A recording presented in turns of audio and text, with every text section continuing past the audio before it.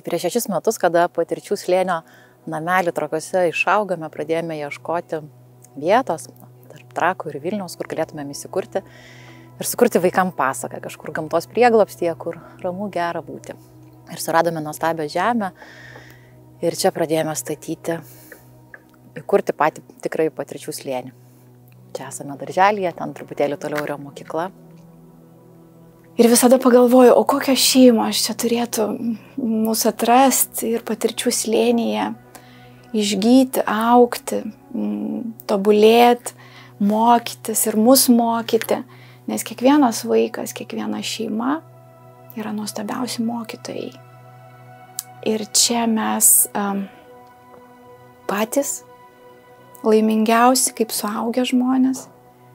Ir tą meilę ir laimę galim dalinti su vaikais. Turbūt kiekvieną kartą sakysiu tą patį, kodėl mes čia, kodėl ne kitur, kodėl nepasikeitė mūsų pozicija. Tai kai klausiu vaiko ryte, ar tu nori eiti į darželį, jis man su malonumu atsako, taip noriu. O aš jai sakau, gal šiandien pabūk su mama. Ne, sako, nori į darželį. Tai turbūt labai daug pasako, kad vaikas pats nori čia ateiti. Savaitės veiklos jos irgi yra labai gilios, labai plačios ir tokios širdies veiklos. Tai neįsivaizduoju be mezgimo, neįsivaizduoju be vaško, neįsivaizduoju be molio. To buvimo čia, be akvarelės, kuri tiesiog nuneša į kažkokį tokį stebuklingą pasaulį. Pirmadienį mes tiesiog įsižeminam po savaitgalio, po intensyvumo, po žaidimų, po gimtadienio ir tada čia visi nurimstam. Antradieniais mes liejam akvarelę, kas irgi toks nuostabus susitikimas ir dovana išjausti spalvas, jų atspalvius, jų nuotaikas. Trečiadienis mūsų toks žygio, tokio fizinio aktyvumo už Patirčių slėnio ribos. Mes keliaujam į vieną vietą, kur supynės, ko ne iš dangaus nusileidžia ir telpam visi atsistoti ant jų ir suptis.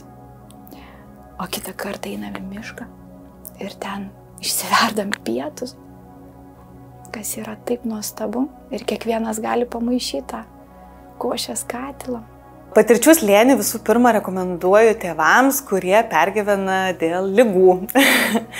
Tai vaikai čia tiesiog daug mažiau serga, jie praleidžia labai daug laiko kieme, tai taip stiprindami savo imunitetą. Visų antra, vaikai čia turi labai stiprų ryšį su gamta ir praleisdami daug laiko kieme, žaisdami su natūraliomis priemonėmis, jie vysto savo kūrybiškumą ir mato pasaulį per holistinį patyrimą, per savo kūno pažinimą, per savo ribų atpažinimą ir ta visuma visa tiesiog padeda vaikams geriau suprasti aplinką aplink save ir priimti aplinką daug greičiau ir kūrybiškiau. Ir trečias dalykas - tai bendras ryšys su aplinka. Tai tas betarpiškas bendravimas su mokytojais, su vaikais, su naujomis situacijomis yra, manau, labai didelė vertybė, kurią vaikai čia gauna. O šeimoms, kurios šiuo metu kaip tik ieško darželio savo vaikui, Patirčių slėnį rekomenduoju visų pirma dėl to, kad vaikai čia yra apsupti dėmesio ir meilė. Jie taip pat turi daug galimybių būti griname ore, tyrinėti aplinką, gamtą, joje būti.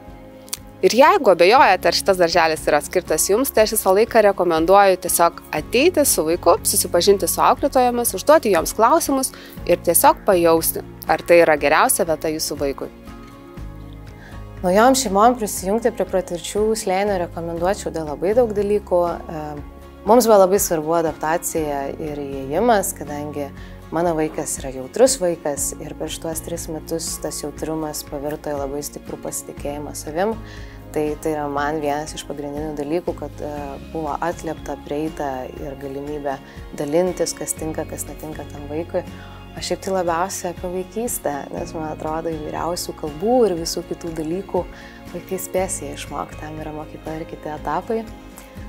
Čia yra apie vaikystę, apie pasaką, žaidimą ir patyrimą, nes visgi patirčių slėnis. Labai norėčiau pakviesti šeimas, kurios jautriai žiūri į savo vaiko pirmą 7-metį, nes kaip bebūtų keista, jis atsispindi visuose mūsų gyvenimo etapuose. Koks mūsų pirmas 7-metis, toks mūsų ir visas gyvenimas. Kiekvienais metais vis labiau įsižeminam čia ir vis dar ieškome bendraminčių šeimų, kuriam rezonuoja mūsų vertybės.